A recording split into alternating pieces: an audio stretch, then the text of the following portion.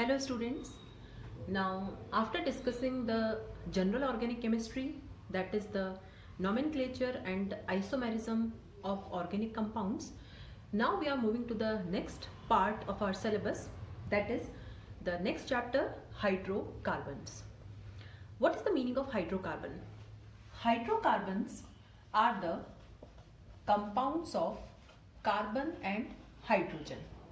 Okay, these are made up of carbon and hydrogen. Now what are the compounds which are made up of hydrogen and carbon? Now these compounds are of four types. The first is alkanes. Okay, the second is alkenes, the third is alkynes, and the fourth is arenes. Arenes means the aromatic hydrocarbons or the aromatic compounds. Okay. Alkanes have carbon-carbon single bond in them. They are saturated compounds. Okay. So these are saturated. They have carbon-carbon single bond in them. And the general formula is CnH2n plus 2. Now where this n can be number 1, 2, 3, 4. Okay, so if we put n is equal to 1, my first compound will be CH4. If we put n equal to 2, my second compound will be C2H6, like this. Alkenes and alkynes both are unsaturated. Alkenes have carbon-carbon double bond and alkynes have carbon-carbon triple bond. And the general formula is, now since pi bond is there, so hydrogen atoms are removed. So here the general formula is this, and here the general formula is this. Okay. And what about arenes? Arenes are the aromatic compounds, and what is the most common member of this series? The most common member is this benzene. Okay, we know that this is C6H6. Okay, so in this chapter we are going to discuss about these four types of hydrocarbons. Now what we have to discuss in this chapter? We have to discuss about the preparation methods, how we can prepare alkenes or alkynes or arenes. What about the physical properties of these hydrocarbons, and what about the chemical properties? So we are going to discuss these things in this chapter. And first we are beginning with the saturated hydrocarbons, that is alkanes. Now let's begin with the first type of hydrocarbon, that is alkanes. Alkanes are saturated compounds. Okay. Carbon-carbon single bond is present. These have the general formula CnH2n plus 2. And these alkanes are also known as paraffins. Okay, this is the other name that we can use for alkanes. Paraffins means these are very less reactive. Okay, these do not react under normal conditions of temperature and pressure, so these are also known as paraffins. Now these alkanes can be of two types. These can be straight chain or these can be branched. Okay, straight means like this and branched means like this. Okay, nomenclature already we have discussed in general organic chemistry. Okay, how to name straight compounds and how to name branched compounds. Now one important thing that is there with alkanes is, in alkanes, since the carbon atom is making all the four bonds, okay, all the four sigma bonds are there. So what is the state of hybridization here? It is sp3. Okay, so in alkanes all the carbon atoms are sp3 hybridized, and we know sp3 hybridization means which type of geometry or shape is there? It is tetrahedral. Okay, suppose if I say about the first member, that is methane, methane is like this. Okay, so this is the tetrahedral geometry or tetrahedral shape. Now let's discuss with the Methods of preparation of alkanes. How we can prepare alkanes? The first method is from unsaturated hydrocarbons. So first we are going to prepare alkanes from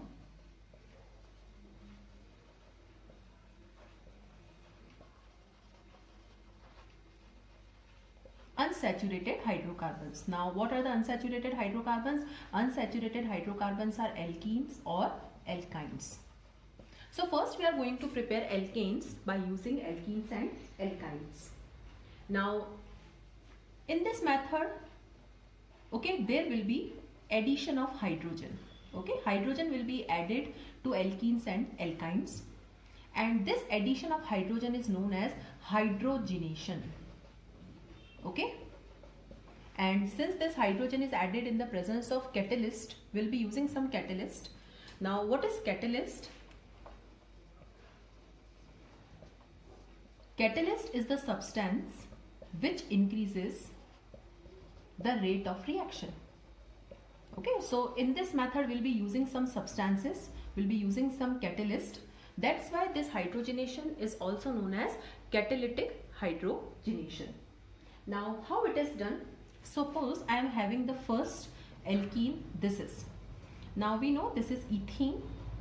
Okay, now what we'll do, hydrogen gas is passed. Okay, this is hydrogen gas. Now it is passed either in the presence of nickel, nickel is a metal, or platinum or palladium. Okay, so this is nickel, platinum, palladium. Now nickel, platinum, palladium are metals. They are solids at room temperature. So they are providing a surface for the reaction to occur. They are catalyst. Now what will happen? This bond will break. One hydrogen atom will be added here and one will be here. So I will get my compound, that is the saturated now. Now this is ethane. Okay, so this is how we can convert alkenes to alkanes. This method is catalytic hydrogenation.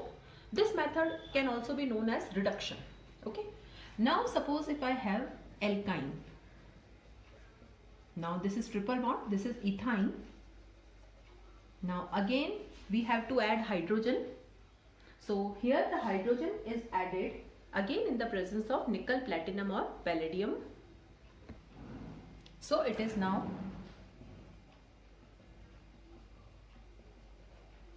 okay.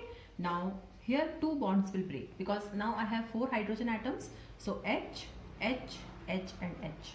Okay, now you can see 4 hydrogen atoms I have added like this. So again it is ethane. Okay, so this is how we can convert alkenes and alkynes to the corresponding alkanes.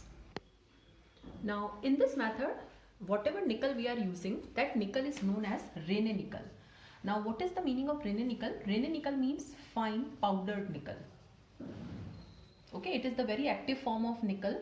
Okay, and this nickel we obtain by using alloy of nickel and aluminium, and that alloy is heated with NaOH. So we get nickel in the form of very fine particles. So here we are using Raney nickel. So when we use nickel, that is Raney nickel, platinum or palladium, the reaction occurs at room temperature. Okay, but suppose if we are using the nickel catalyst, okay, suppose this is my ethene. Okay, I am adding hydrogen in the presence of nickel catalyst. Okay, if I am using nickel catalyst, then high temperature is required, around 500 to 600 Kelvin. Then this reduction will occur and I will get ethane.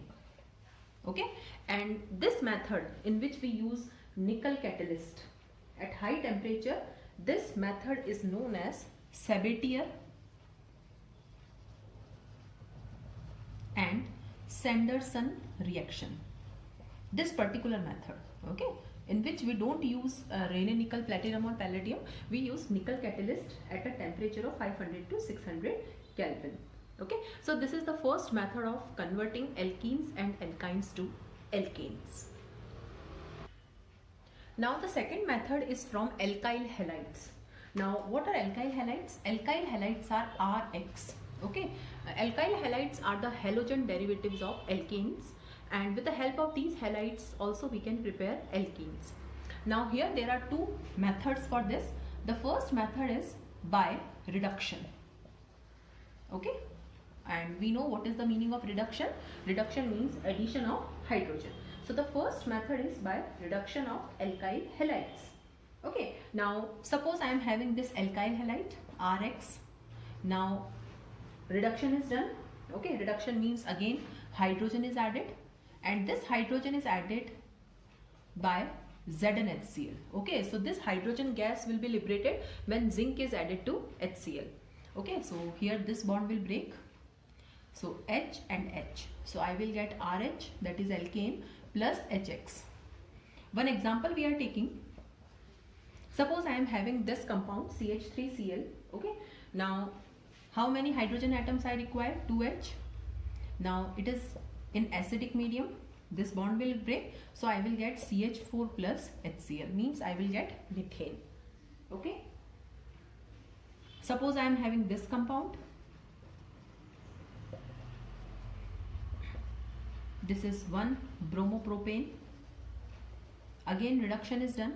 Okay, so 2H, Zn, I can write like this also. In the presence of acid, this bond will break and I will get the corresponding propane plus HBr. Okay, so this is by reduction method. Okay, alkyl halides are reduced in the presence of an acid, zinc, metal and acid, and we get corresponding alkane. Now other than this zinc HCl, we can also use some other reducing agents.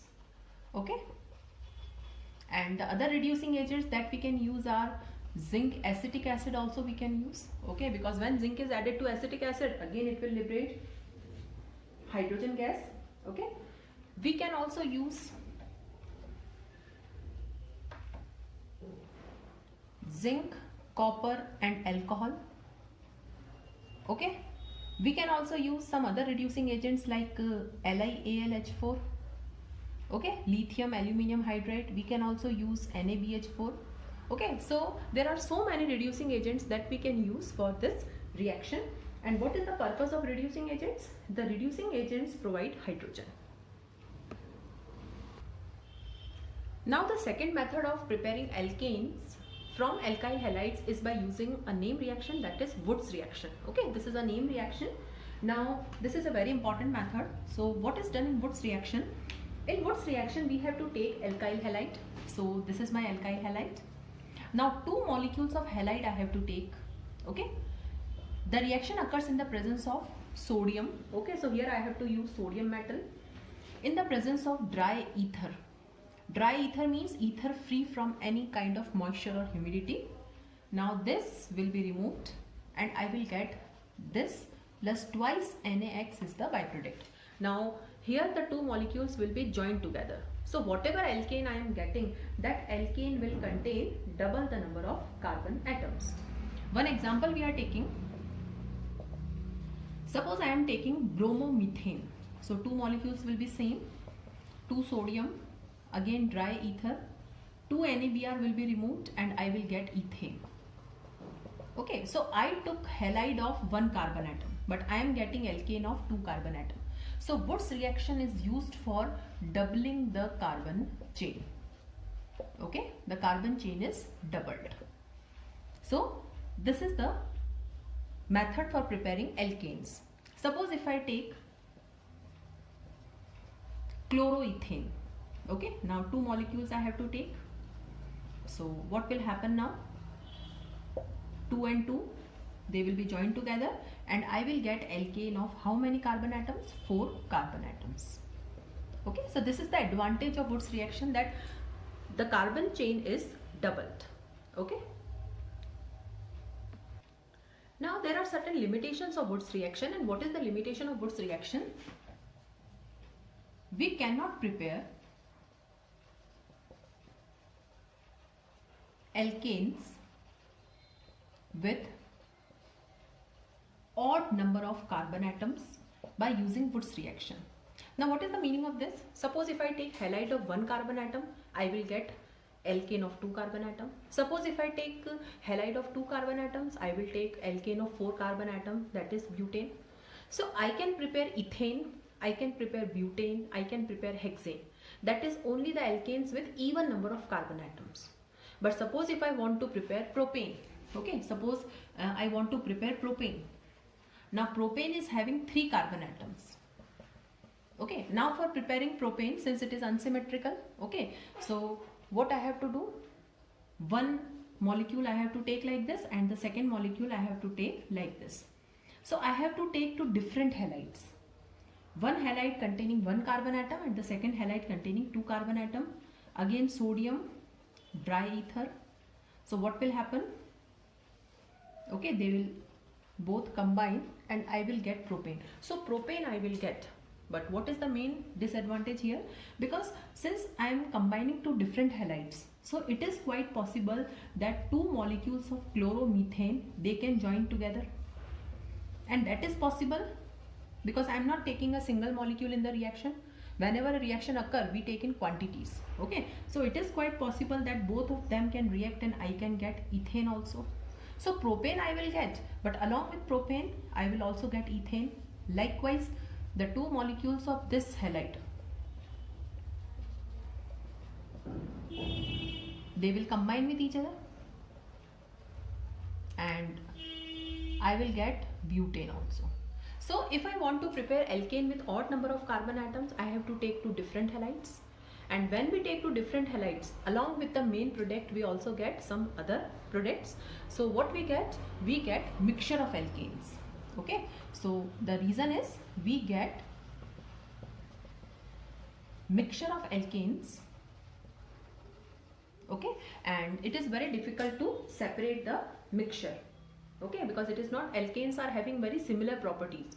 It is not very easy to separate the mixture of propane, butane, ethane like this. Okay, so Wood's reaction is advantageous only for preparing alkanes with even number of carbon atoms. If I want to prepare propane, pentane, heptane, I will use the reduction method.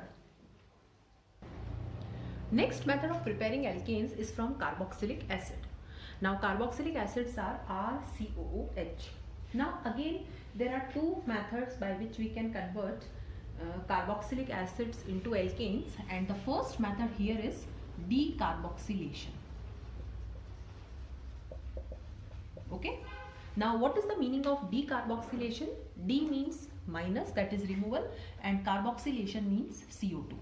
So in this method we have to remove carbon dioxide from the carboxylic acid. Now what we do in this reaction, we don't take direct carboxylic acid but we take its sodium salt. So suppose this is my sodium salt of carboxylic acid. This is known as sodium ethanoate. Okay, so I have to take sodium salt of carboxylic acid. Now this sodium salt is treated in the presence of soda lime. Okay, this is the mixture of NaOH and CaO in the ratio of 2:1. Okay, so sodium hydroxide is also solid, calcium oxide is also solid, so 2:1 I will take the ratio. Now what will happen? From here Na2CO3 is removed like this.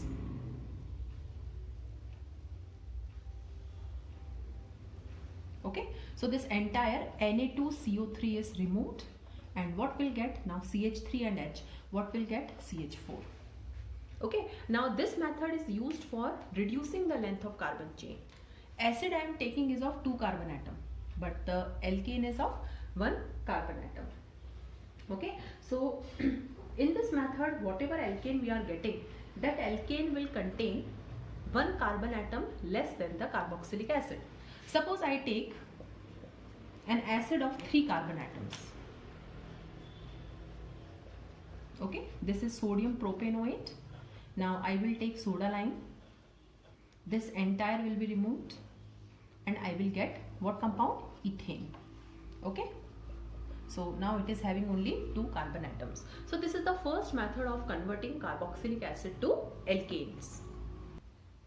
The second method of converting carboxylic acid to alkanes is by Kolbe's electrolytic method.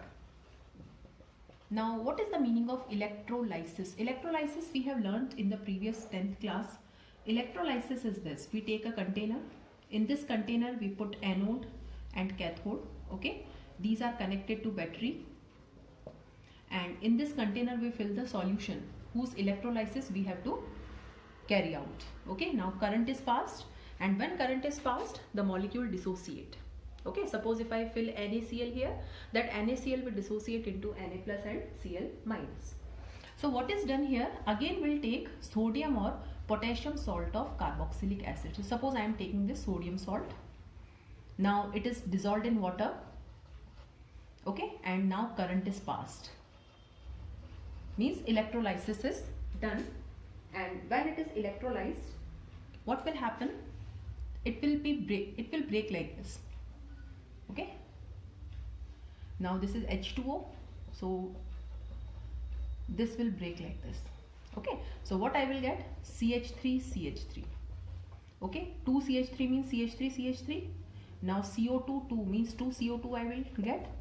Now Na2, 2 Na from here and 2 OH from here, so 2 NaOH I will get, plus H2, hydrogen gas I will get. Okay, so I will get the products like this. So water will also dissociate, the sodium salt of carboxylic acid will also dissociate, and along with the alkanes we'll also get some other byproducts. So this is also another way of getting alkanes from carboxylic acid. So these are the methods of preparation of alkanes from alkenes and alkynes, from alkyl halides, and from carboxylic acids.